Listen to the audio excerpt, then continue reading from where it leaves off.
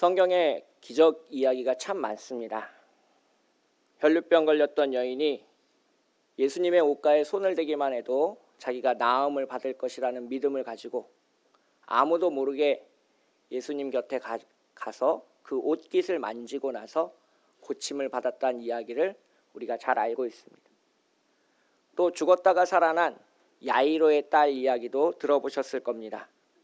이미 죽어서 장례를 치르려고 하는데 예수님께서 죽은 아이의 손을 붙잡아 일으키시며 달리다굼이라고 말씀하시니 소녀가 언제 죽었냐는 듯이 일어납니다. 이처럼 성경 안에는 많은 기적 이야기가 기록되어 있습니다.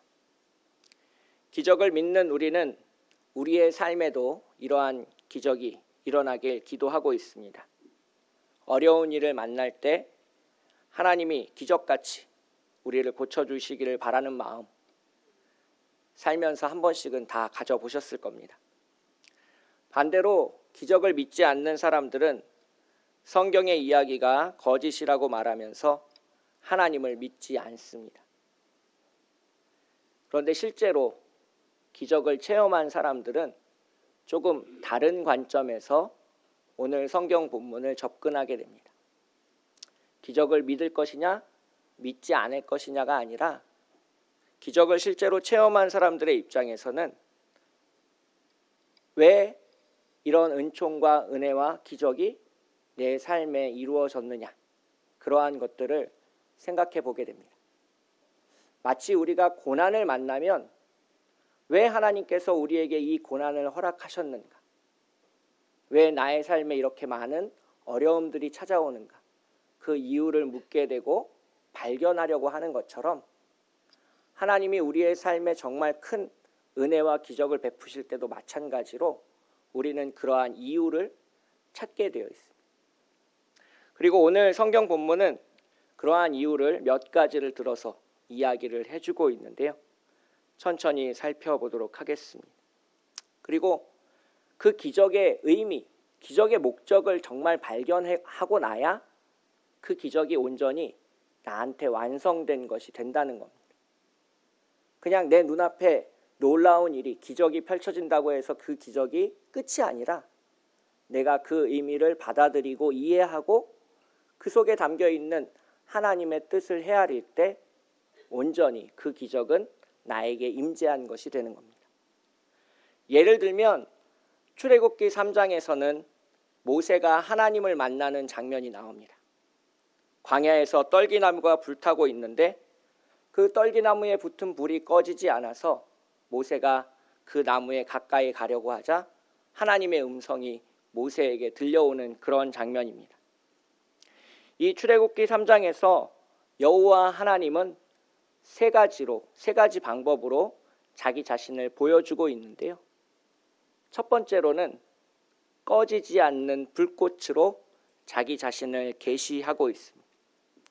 성경에서 불이라는 것은 심판과도 같은 무서운 이미지를 갖지만 또 이 불이라는 것은 모든 것을 깨끗하고 정화시키는 그러한 의미를 가지고 있습니다. 우리가 소독을 할 때 불로 이렇게 소독하는 경우도 있고 또 물을 끓여서 깨끗하게 할 때도 불을 사용해서 그러한 일들을 하게 됩니다. 그래서 성경에서 불이라는 이미지는 심판의 이미지도 가지고 있지만 또한 우리를 거룩하게 하는 불이라는 의미를 가지고 있습니다. 그래서 이 모세에게 나타난 이 불꽃은 모세와 이스라엘 백성을 거룩하게 하려는 하나님의 의지를 보여주고 있는 겁니다. 꺼지지 않고 영원히 너희를 깨끗하고 정결하게 만드는 불, 그것이 출애굽기 3장에 등장하는 하나님의 형상입니다.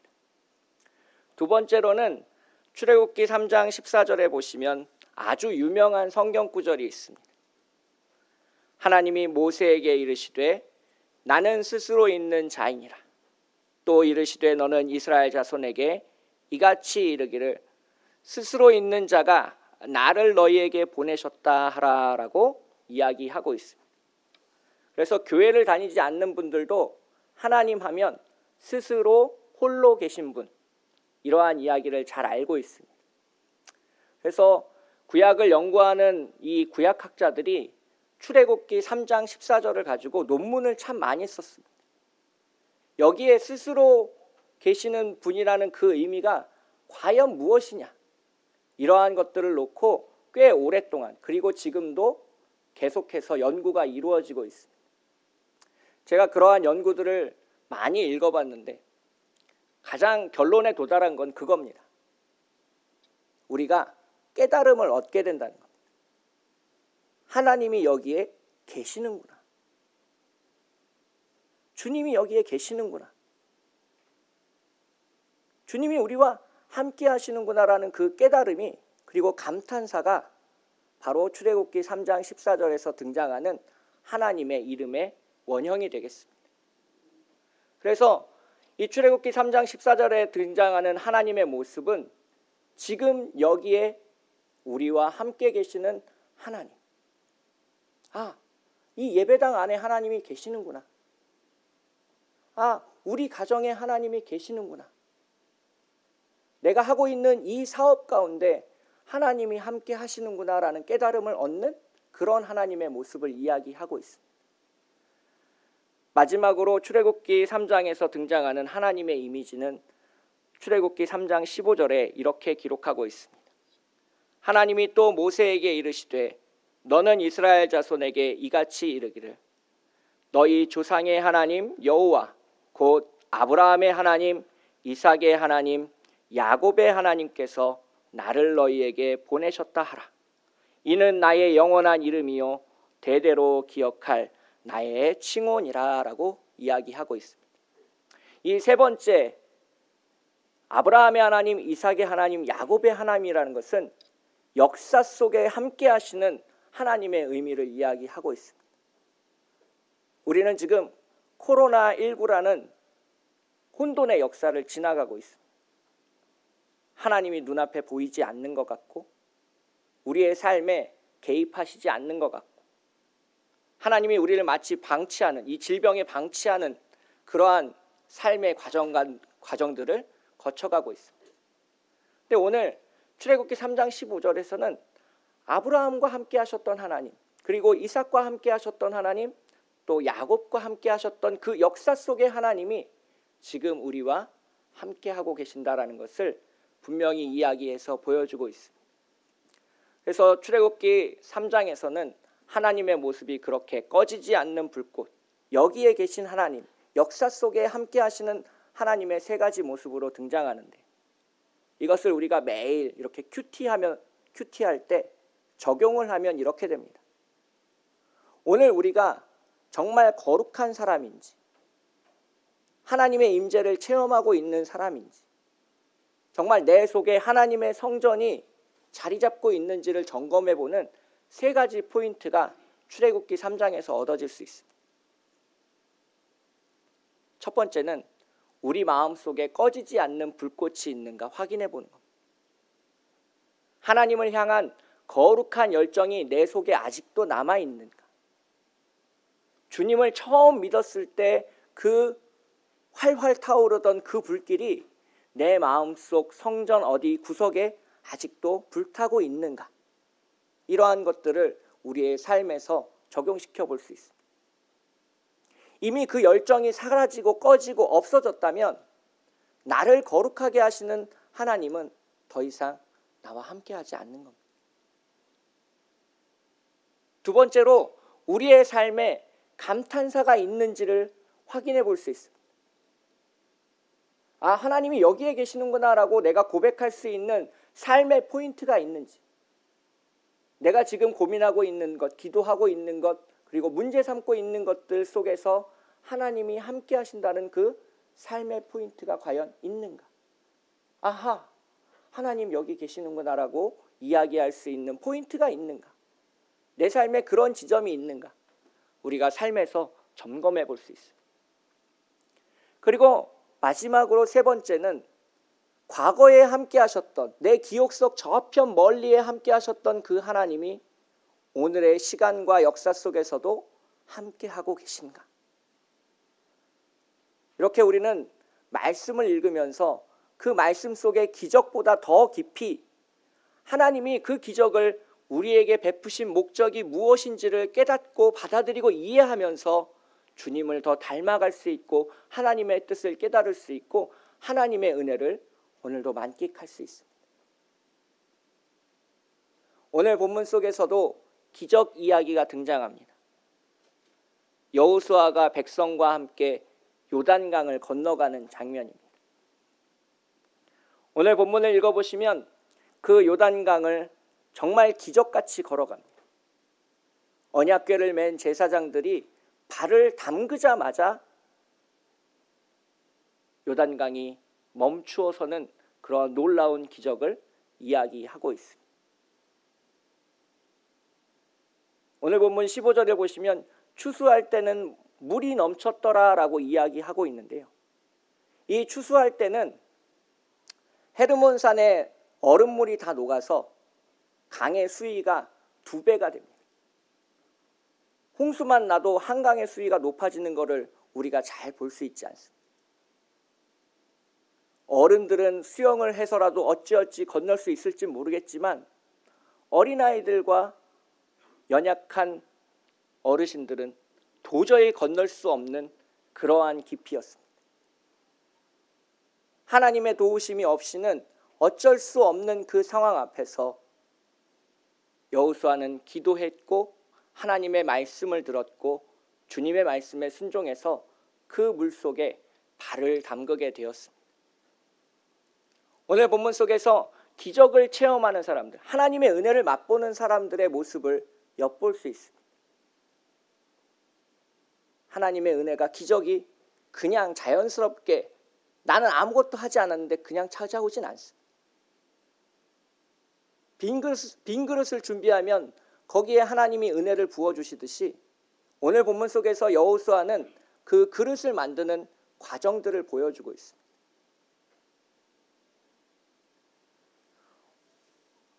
여호수아 3장 1절을 보시면 또 여호수아가 아침에 일찍이 일어나서 그와 모든 이스라엘 자손들과 더불어 시딤에서 떠나 요단에 이르러 건너가기 전에 거기서 유숙하더라라고 되어 있습니다. 3일간의 시간을 머물렀던 것으로 성경은 기록하고 있습니다. 눈앞에 건널 수 없는 강을 보면서 여호수아가 무엇을 했겠습니까? 기도했을 겁니다. 즉 하나님의 임재를 맛보려고 하는 사람들, 그리고 주님의 은혜를 간구하는 사람들이 가장 먼저 해야 될 것, 첫 번째로 해야 될 것은 그 자리에 머물러서 기도하는 것입니다. 우리가 문제를 만나면 어떻게 하는지 아십니까? 내가 어떻게든 그 문제를 풀어보려고 합니다. 얽힌 실타래를 풀듯이 내가 노력해보고 열심히 해보고 안 되면 그때 하나님을 찾습니다. 그런데 오늘 본문 속에서 여호수아는 그렇게 하지 않았습니다. 다리를 만들거나 뗏목을 만들거나 인간적인 노력을 하려고 3일의 시간을 보내지 않았습니다. 온전히 그 자리에 머물러 하나님과 함께하는 기도의 시간을 가졌습니다. 문제가 있다면, 지금 어려움이 있다면 그 자리에 머물러 기도하시길 축복하겠습니다. 그런데 이 기도는 우리가 잘 모르고 있는 것이 있습니다. 오늘 성가대의 찬양의 끝에서 우리는 여운을 맛보았습니다. 즉 노래도 끝났고 아무 소리도 들려오지 않지만 우리 마음속에 감동이 밀려오는 그러한 시간을 우리는 여운의 시간이라고 얘기합니다. 기도에도 그런 여운의 시간이 필요합니다. 내가 하고 싶은 말만 다 쏟아낸다고 해서 기도가 되는 것은 아닙니다. 다 쏟아낸 후에, 다 기도한 후에 그 자리에 가만히 머물러서 하나님의 음성을 듣는 시간이 필요합니다. 요즘 젊은 세대들은 자기의 사생활을 인터넷이나 SNS에 올리는 것에 익숙합니다. 그래서 자신을 과시하려고 하고 보여주려고 하고 자신의 이야기를 다른 사람이 들어주길 원합니다. 그런데 다른 사람의 이야기를 귀 기울여 듣는 사람은 아무도 없습니다. 나랑 같이 일하고 있는 회사 동료가 어떤 어려움을 겪고 있는지 귀 기울여 들으려고 하는 사람들이 없습니다. 나랑 같은 아파트에 살고 있는 사람들이 어떤 삶을 살아가고 있는지 관심을 쓰는 사람들도 없어졌습니다. 마찬가지로 기도를 다 하고 나서 하나님이 우리에게 뭐라고 말씀하시는지, 왜 이 기적을 베푸시는지, 왜 은혜를 베푸시는지에 관심을 기울이고 그것을 발견하려고 하는 사람은 더더욱 없다는 겁니다. 그래서 우리는 기도를 잘 해야 됩니다. 그 자리에 머물러 기도하시고 기도한 시간만큼 하나님이 우리와 함께 하시길, 그리고 주님이 우리에게 말씀해 주시기를 기다리는 우리 모두가 되시기를 축복하겠습니다. 오늘 본문 속에서 여호수아는 그렇게 하나님의 말씀을 듣고 실행에 옮겼습니다. 그 말씀 가운데 기적이 우리에게 베풀어지는, 은혜가 우리에게 베풀어지는 두 가지 이유를 설명하고 있습니다. 첫 번째는 7절에 있는데요. 여호수아 3장 7절 말씀을 함께 잠깐 읽도록 하겠습니다. 시작.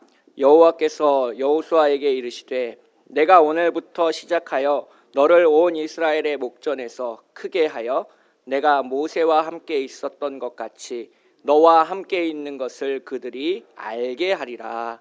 아멘. 지금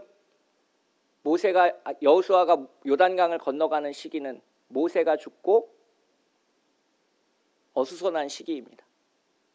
사람들이 이 여호수아를 신뢰하지 못하는, 믿지 못하는 그런 시간들입니다. 저 사람을 믿고 요단강을 건너갈 수 있을까? 저 사람을 믿고 가나안 땅에서 전쟁을 벌였을 때 우리가 이길 수 있을까? 과연 저 여호수아가 하나님의 보내신 목자가 맞는가? 이러한 문제들이 이스라엘 백성들에게 불안과 공포와 염려를 가지고 올 때 이 기적이 나타난 겁니다. 두려워하지 마라. 믿고 그 사람을 따라가라. 내가 이 사람과도 함께 한다라는 것을 너희에게 보여주리라. 오늘 우리가 읽은 이 여호수아 3장은 모세가 홍해를 건넌 것과 똑같은 장면. 오늘 본문 17절을 보시면 온 이스라엘 사람들이 마른 땅을 걷는 것과 같았다라는 표현이 등장하는데요. 이 마른 땅이라는 표현이 정확하게 동일하게 출애굽기 14장에도 등장합니다. 모세가 홍해를 건너갈 때 마른 땅이 되었듯이 여호수아가 요단강을 건너갈 때 마른 땅이 되는 겁니다. 마른 땅을 건너가 광야길을 걸었던 것 같이 지금 이 여호수아는 그 마른 땅을 건너가 이스라엘 백성을 가나안 땅을 차지하는 정복 전쟁을 벌일 수 있게 주님께서 인도하시는 겁니다. 즉 하나님이 우리에게 기적을 베푸시는 첫 번째 목적은 우리로 믿게 하기 위해서입니다. 함께 한다는 것을 믿게 하기 위해서, 주님이 살아계신다는 것을 믿게 하기 위해서, 주님이 꺼지지 않는 불꽃으로 우리와 함께 하신다는 것을 믿게 하기 위해서입니다. 그래서 여호수아는 이렇게 고백합니다. 10절을 보시면 또 말하되 살아계신 하나님이 너희 가운데 계신다 라고 고백하고 있습니다. 이것이 여호수아의 신앙 고백입니다. 그 고백을 가진 이 여호수아가 주님이 맡겨주신 놀라운 은혜와 감동을 가지고 이스라엘 백성들을 인도해내는 겁니다. 주님께서 기적을 베푸신 목적, 요단강을 건너가게 하신 두 번째 이유를 오늘 본문 10절에서 이야기하고 있는데요. 10절 말씀 함께 읽겠습니다. 시작. 또 말하되 살아계신 하나님이 너희 가운데 계시사 가나안 족속과 헷 족속과 히위 족속과 브리스 족속과 기르가스 족속과 아모리 족속과 여부스 족속을 너희 앞에서 반드시 쫓아내실 줄을 이것으로써 너희가 알리라. 너희 앞에서 반드시 쫓아내실 줄을 이것으로써 너희가 알리라라고 이 기적을 베푸신 두 번째 목적을 설명하고 있습니다. 요단강을 멈추게 하신 하나님이 너희와 함께하면 너희가 그 전쟁에서 승리할 것이다 라는 것을 주님께서 보여주시는 겁니다. 즉 기적을 체험한 사람 앞에는 이제 어려운 고난의 길이 열려 있는 겁니다. 가나안 땅을 들어가면 그냥 약속의 땅이 되는 게 아닙니다. 힘들게 전쟁도 치러야 되고 여리고도 정복해야 되고 수많은 어려움들이 그들 앞에 펼쳐지지만 주님이 보여주셨던 그 요단강의 기적을 맛본 사람들은 두려워하지 않고 전진할 수 있는 겁니다. 오늘 우리 모두에게 이 요단강의 기적 같은 것들이 베풀어져서 주님이 함께 하심을 믿고 주님과 함께 나아가시는 우리 모두가 되시기를 축복하겠습니다. 오늘 본문 마지막에 기적을 맛보는 사람들이 제일 마지막에 행하는 것이 있습니다. 제가 오늘 설교 제목을 신뢰의 발걸음이다라고 정해보았습니다. 즉 요단강에 발을 담그는 그 발걸음 하나가 필요하다는 것. 하나님이 약속하셨고 보여주셨고 이야기하셨지만 눈앞에 있는 현실은 아무것도 달라진 게 없습니다. 물은 그대로 있고 요단강은 거칠게 흐르고 있고 그 한가운데로 문제 한가운데로 고난 한가운데로 나의 첫 발을 떼서 물에 발을 담그는 신뢰의 발걸음이 가장 마지막에 필요한 겁니다. 이게 맞나? 정말 이 길이 맞나라고 고민이 되는 그 마지막 순간에 주님께서 역사하셔서 요단강이 멈추어 서고 마른 땅과 같이 요단강을 건너는 기적이 일어났습니다. 오늘 본문 속에 나타난 이 놀라운 기적이 베드로에게도 똑같이 반복되었습니다.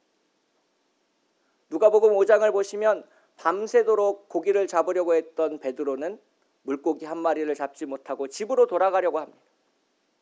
그때 예수님이 나타나서 그물을 배 오른편에 던지라라고 이야기하십니다.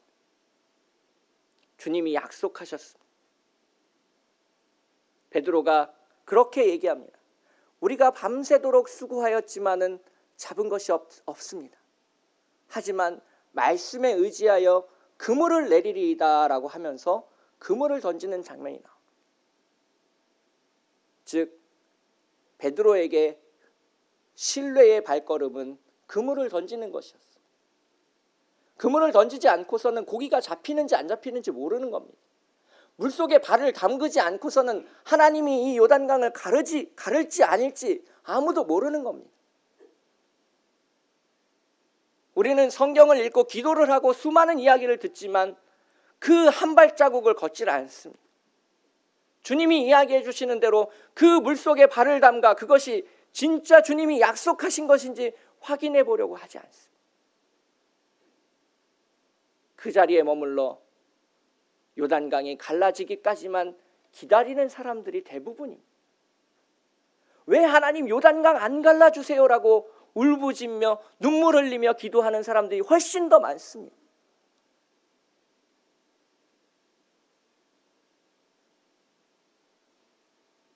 오늘 본문 속에 등장하는 제사장을 생각해 보십시오. 어깨에는 언약궤를 맸습니다. 그 속에는 언약의 돌판, 무거운 돌이 들어있습니다. 어깨는 축 처져가고 이 눈앞에는 물이 있고 그 물속에 발을 담그면 자신의 온몸은 젖게 되고 정말 하나님이 약속하셨는지도 모르는 그 가운데 물 한가운데로 뛰어드는 그 신뢰의 발걸음이 마지막 순간 주님이 변하여 그 땅을 마른 땅이 되게 하는 기적을 맛보게 하셨습니다. 오늘 우리는 여호수아서를 통해서 은혜를 우리에게 베푸시는 이유, 기적을 우리에게 베푸시는 이유를 함께 살펴보았습니다. 그리고 기적을 바라는 사람들이 어떤 삶을 살아왔는지도 함께 살펴보았습니다. 기도했고요. 말씀을 들었고요. 주님의 말씀대로 자신을 거룩하게 성별해서 그 앞으로 나아갔습니다. 그리고 마지막 순간 문제가 해결되지 않는 그 상황 가운데 자신의 발을 내딛어 물속으로 뛰어들었습니다.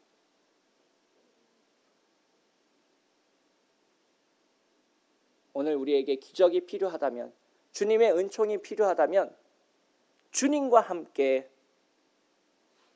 요단강에 발을 담그시는 우리 모두가 되시기를 축복하겠습니다. 함께 기도하겠습니다. 사랑과 은혜가 풍성하신 하나님 아버지, 주님과 함께 신뢰의 한 발자국을 걸어갈 수 있도록 인도하여 주시옵소서. 아버지 하나님, 눈앞에 펼쳐지고 있는 이 수많은 어려움 가운데 주님이 우리와 함께 하신다는 그 약속을 믿고 함께 나아갈 수 있도록 인도하여 주시옵소서. 주님, 물을 갈라달라고 어린아이처럼 울부짖는 것이 아니라 성숙한 그리스도인으로 먼저 그 물속에 발을 담가 주님이 우리에게 주신 그 약속을 몸소 보여주는 참 주님의 제자가 되게 하여 주시옵소서. 아버지 하나님, 참 어려운 코로나19 상황을 지나가고 있습니다. 요즘도 신규 확진자가 100명이 넘어서 고민하고 근심하며 염려하고 있습니다.